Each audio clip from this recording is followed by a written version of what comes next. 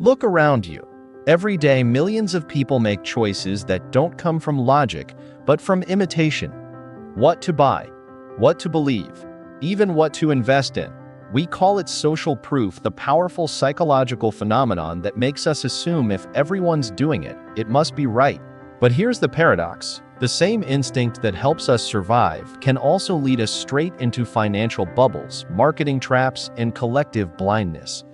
In today's lesson, we'll break down the science behind social proof, how it manipulates perception, and how the smartest investors and entrepreneurs learn to use it without being controlled by it. Welcome to Lesson 3, The Psychology of Social Proof, Why the Crowd Shapes Our Reality. Social proof is one of the most studied behavioral biases in psychology. The term was popularized by Dr. Robert Cialdini in his book Influence, where he described it as the tendency to view behavior as more correct when we see others doing it. This mechanism comes from evolution. Thousands of years ago, following the tribe increased your chances of survival. If everyone ran, you ran too, because the ones who stopped to question usually didn't make it. Fast forward to today, that same instinct drives our decisions in business, marketing, investing, and even daily life. But there's one problem.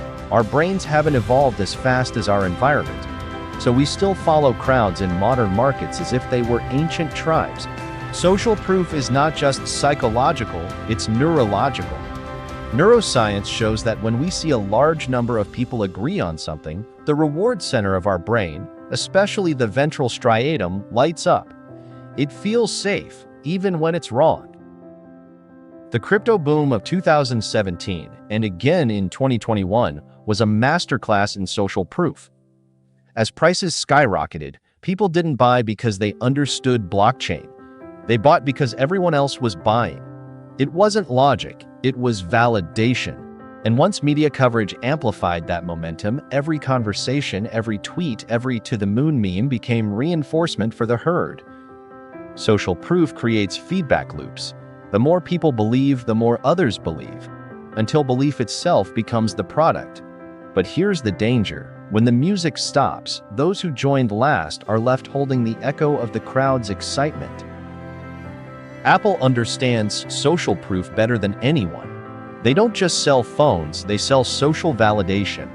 Every time you see people camping outside stores before a launch, it signals one thing. If they want it that badly, it must be worth it. The crowd becomes the advertisement. The excitement becomes the marketing budget.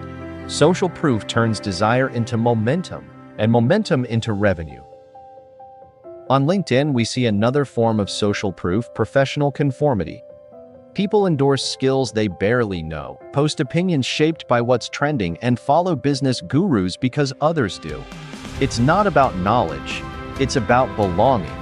Because in the social media era, status is a social mirror. We no longer measure truth by evidence, we measure it by applause. Social proof can be deadly when it replaces thinking. We assume the crowd must know something we don't. But often, the crowd knows less, they're just louder. In behavioral finance, this is called herd behavior, when collective emotion overrides individual logic. The 2008 financial crisis was a global experiment in this bias.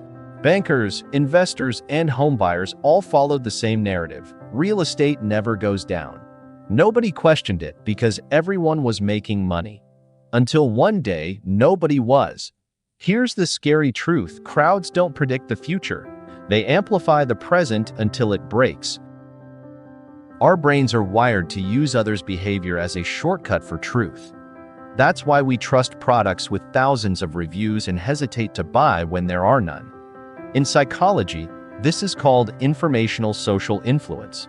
When we're uncertain, we copy others because it feels safer than thinking alone. But this shortcut often becomes a crutch. In business, it can make you miss original opportunities, the ones that no one else believes in yet. Great entrepreneurs understand this difference. They listen to the crowd, but they don't follow it blindly. When launching a product or business, the first challenge isn't quality, it's trust.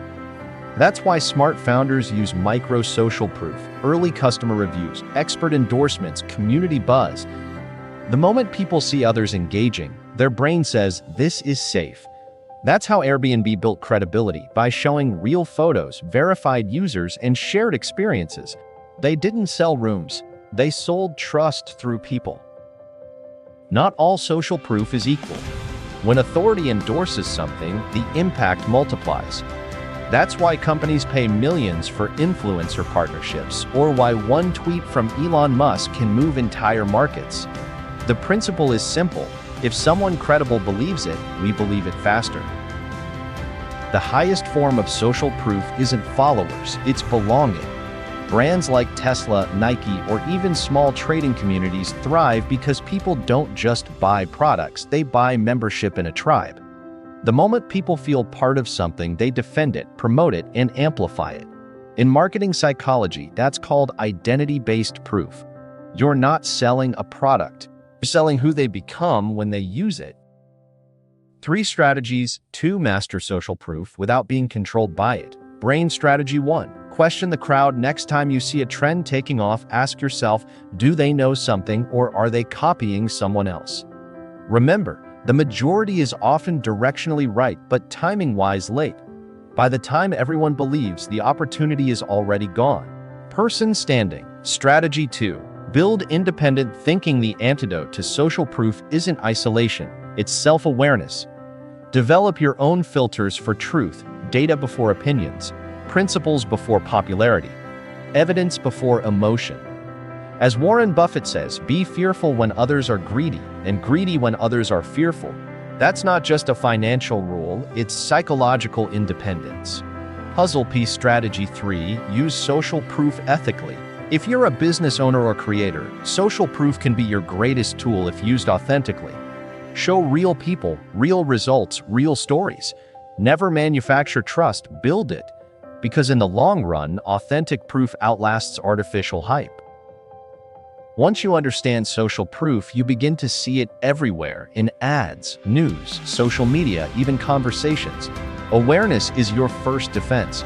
Ask yourself, am I choosing this because I believe it, or because everyone else does? True success comes when your actions are informed by others, but defined by you. Case studies. Leaders who mastered social proof. Steve Jobs, the showman of influence. Jobs didn't just announce products, he created events. The applause, the waiting lines, the spectacle, all engineered to make customers feel part of a cultural movement. His genius wasn't just technology, it was orchestrating social belief.